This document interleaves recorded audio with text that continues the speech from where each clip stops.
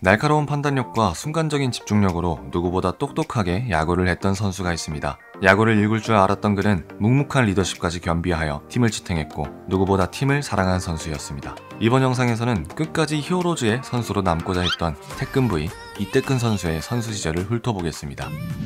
이태근 선수의 데뷔 전 모습은 어땠을까요? 초등학생부터 야구를 시작한 이태근 선수는 고교 시절까지만 해도 포수로 활약했습니다. 1998년 대통령배 전국 고교 야구대회 우승을 이끌 만큼 재능이 유명한 선수였죠. 이런 재능을 바탕으로 1999년 현대 유니콘스의 2차 3라운드 지명을 받게 됩니다. 하지만 그는 곧바로 프로를 택하지 않았고 고려대학교에 진학합니다. 조금 더 완성된 선수로 성장하고자 했던 선택이었죠. 대학 시절엔 4번 타자로 자리 잡으며 타격 능력을 인정받았고 2001년 대만 야구 월드컵에서 한국 대표팀으로 출전하기도 했습니다. 그리고 2003년 대학 졸업과 함께 지명권을 갖고 있던 현대 유니콘스에 입단하며 그의 프로야구 인생이 본격적으로 시작됩니다. 입단 첫해 이태근이 꿈꾸던 프로 무대는 녹록지 않았습니다. 당시 현대 유니콘스에는 김동수, 강기태 등 당대를 대표하는 포수들이 이미 자리 잡고 있었기 때문이죠. 또한 프로의 벽에선 포수로서의 수비 능력이 통하지 않았습니다. 이태근의 수비는 코칭 스태프로부터 포수로서의 기본기가 부족하다는 혹독한 평가를 받았고 일각에서는 그의 투수 리딩 능력이 다소 부족하다는 평가가 내려졌죠. 수비에서는 아쉬운 모습을 보였지만 대학 시절 동안 꾸준히 단련해왔던 타격 능력을 보여주며 101경기의 기회를 얻습니다.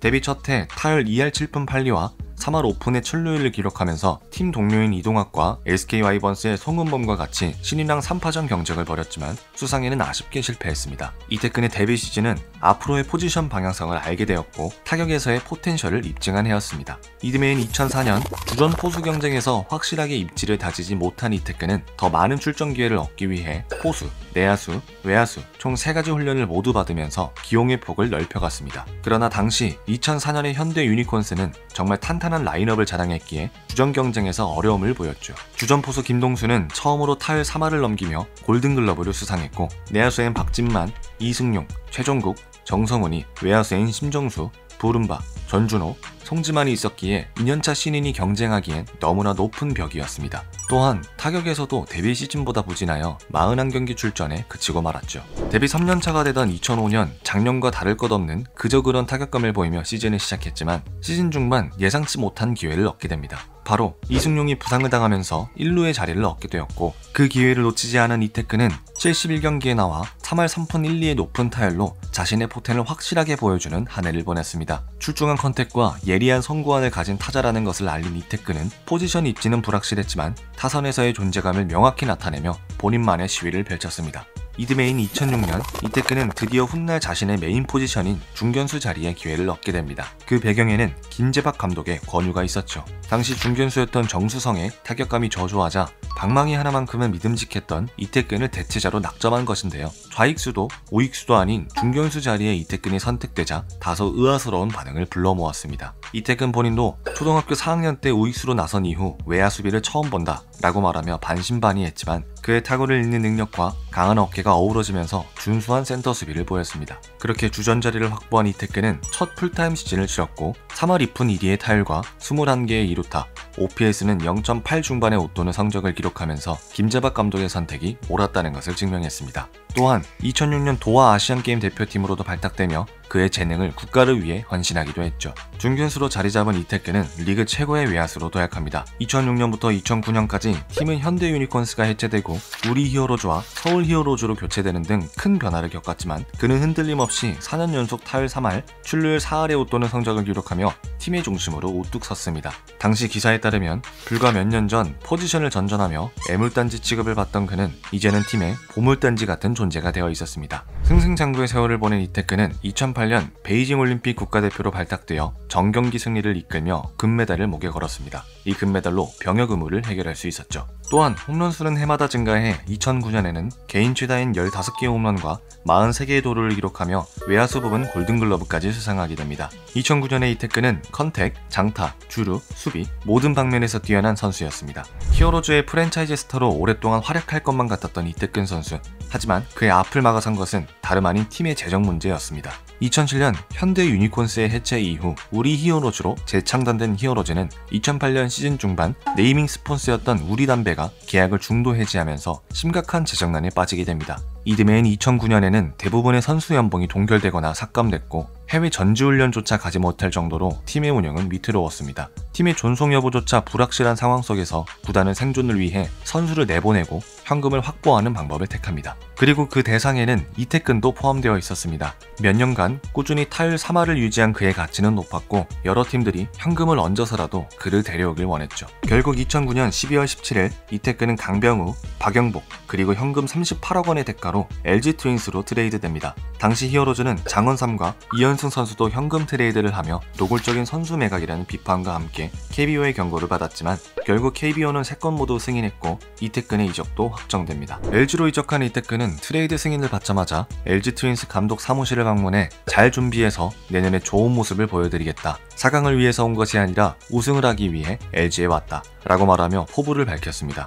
포부는 누구보다 컸지만 현실은 녹록치 않았습니다. 당시 LG 중견수 자리는 수비 범위가 더 넓은 이대영이 맡고 있었기에 이태근은 좌익수로 나서야 했습니다. 일반적으로 센터보다 코너 외야 수비가 부담이 적음에도 이태근은 좌익수 자리에서 불안한 모습을 보였고 이로 인해 1루수 혹은 지명타자로 출전하게 됩니다. 수비 불안은 타격에도 영향을 미쳤습니다.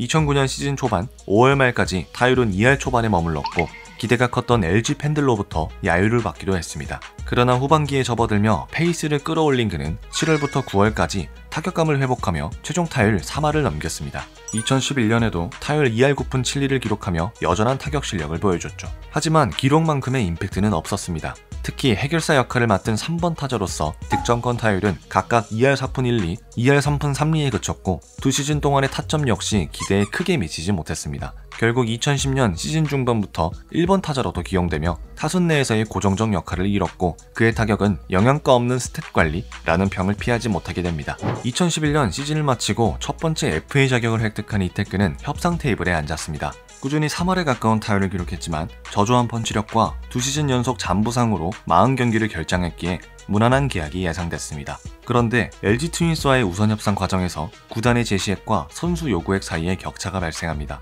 LG는 4년 총액 27억 원을 제시했는데 이태근이 이를 거부한 것이죠.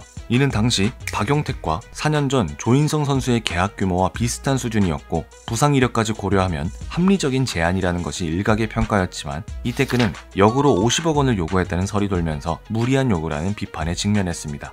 우선 협상 기간이 끝나자 모두의 예상과 달리 친정팀 넥센 히어로즈가 4년 총 50억 원에 계약하며 반전을 일으켰습니다. 당시 이 금액은 심정수의 60억 원에 이어 역대 두 번째로 높은 FA 계약 규모였기에 모두가 놀라는 계약이었죠. 넥센 타이어를 2010년부터 스폰서로 맞이한 뒤 2010년 7위, 2011년 8위의 성적으로 부진했던 히어로즈는 첫 FA 투자로 팀 분위기 전환을 노렸습니다. 암흑기 속 히어로로 초청받은 이태근은 마치 집으로 돌아가는 듯한 편안함과 책임감을 동시에 느꼈다며 친정팀 복귀에 대한 설렘을 표했습니다. 그렇게 2012년 넥센 히어로즈로 복귀한 이태근은 중견수이자 3번 타자로 팀의 공격을 이끌며 중심 역할을 맡았습니다. 그의 합류 이후 넥센은 점차 힘을 키워 2012년 6위, 2013년 4위, 2014년엔 정규 시즌 2위까지 도약하면서 점차 약체라는 꼬리표를 뗄 수 있었죠.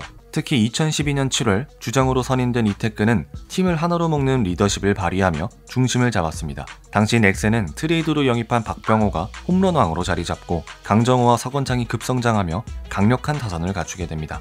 2014년엔 이 3명과 더불어 박동원, 유한준, 이성열, 윤성민 등이 합류하며 역대 최고라 불리는 타선을 완성합니다. 그해 이태근은 3할이 넘는 타율과 21개의 홈런, 91개의 타점으로 커리어 하이 시즌을 기록하며 맹활약했습니다. 오랫동안 따라다녔던 영양가 없는 타자라는 비판에도 그는 결정적인 순간마다 해결사로서 제 몫을 해냈습니다. 2015년에도 그는 3할이 훌쩍 넘는 타율을 기록하며 안정적인 활약을 이어갔고 넥센이 연속해서 가을 야구 진출을 하는 데 힘을 보탰습니다. 2015 시즌 종료 후 이태근은 두 번째 FA 자격을 얻었고 넥센과 4년 재계약에 성공합니다.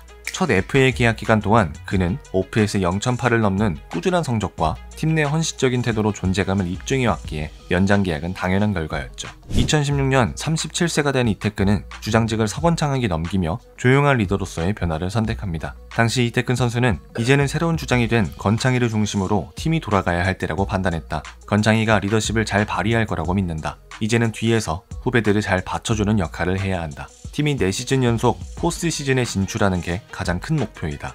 개인적으로는 남은 기간 동안 매 시즌 150안타 이상을 쳐 2000안타를 기록하는 것이다 라고 말하며 팀을 위한 헌신의 자세와 개인의 목표를 다지기도 했습니다. 넥센은 박병호와 강정호의 메이저리그 진출, 유한준의 KT 이적으로 팀 전력이 악화되었지만 이테크는 중심을 잡으며 팀을 지탱했습니다. 중견수 자리를 임병욱에게 내준 뒤 우익수로 이동해 2016년부터 2018년까지 매 시즌 100경기 이상을 출전하며 3할에 근접한 타율을 유지했습니다. 팀은 더 이상 강팀으로 평가받지 않았지만 이태근의 꾸준함 속에 넥센은 2016년과 2018년 다시 가을 야구에 진출하며 경쟁력을 유지했습니다. 히어로즈 유니폼을 입고 뛴 지 10년이 되던 해 이태근은 예상치 못한 논란에 휘말립니다. 2018년 12월 전 동료 문우람이 기자회견을 통해 과거의 폭행 사실을 폭로하면서 사건은 발생했죠. 문우람은 2015년 선배에게 야구 방망이로 폭행을 당했고 그로 인해 정신적으로 무너졌던 시기에 승부조작 브로커가 접근해 신분이 생겼다고 밝혔습니다. 이때 지목한 선배는 바로 이태근 선수였습니다. 이태근은 이에 대해 훈련 태도가 불성실하고 외모 치장에만 집중하던 후배에게 일종의 훈육 차원이었다고 해명하며 문우람의 아버지를 직접 찾아가 사과한 사실도 공개했습니다. 그러나 문우람은 당시 강도가 심한 폭행이었다고 맞섰죠. 이 사건은 야구계에 적지 않은 충격을 안겼고 이태근은 2019 시즌 대부분을 재판과 징계를 오가며 보냈습니다. KBO 상벌위원회는 이 사건에 대해 문우람의 폭로 시점과 방식이 책임 전가에 가깝다는 이유로 이태근에 대한 36기 출장 정지 징계를 내렸습니다. 결국 문우람은 KBO로부터 영구 실격 처분을 받았고 이태근은 공식 사과문을 발표하며 사건의 마무리를 지었습니다. 사건의 진위 여부를 떠나 폭행은 어떤 상황에서도 정당화될 수 없었습니다. 이 일은 이태근 야구 인생 끝자락에서 가장 큰 오점으로 남게 되었습니다. 히어로즈의 중심 타자로 10년 넘게 활약하며 수차례 포스트 시즌에 올린 이태근. 한때는 구단의 첫 번째 영구 결번 후보로까지 거론됐지만 그의 말년은 뜻밖의 불명예로 얼룩졌습니다. 그는 2020년 다시 그라운드로 복귀했지만 타격감 저하 속에 이전 같은 존재감을 보여주지 못했습니다. 이후 은퇴를 준비하며 코치로서의 길을 모색하던 그는 히어로즈 코칭 스태프에 합류하기 위한 절차를 밟고 있었습니다. 그러나 또 한 번 예상치 못한 사건을 마주합니다. 2019년부터 구단 운영을 주도하던 허민과 프론트 고위층이 이태근의 코치 전환을 거부한 것이죠. 당시 운영진은 감독에게까지 영향력을 행사하며 논란을 일으켰고 손혁 감독 역시 시즌 도중 사임 압박 끝에 자리에서 물러났습니다. 또한 허민의 선수 간섭 및 팬 사찰 논란까지 불거지며 구단의 권력형 운영이 도마 위에 올랐고 이태근은 이에 대해 KBO에 징계 요청서를 직접 제출하며 공개적으로 문제를 제기했습니다. 그러나 팀과의 갈등이 이어지던 끝에 결국 2020년 11월 구단으로부터 방출 통보를 받으며 현역 생활에 마침표를 찍게 됩니다. 불명예스러운 이별이었지만 이태근은 끝까지 침묵하지 않았습니다. 단순한 선수로서가 아니라 팀과 리그의 미래를 고민한 한 야구인의 마지막 선택이었죠.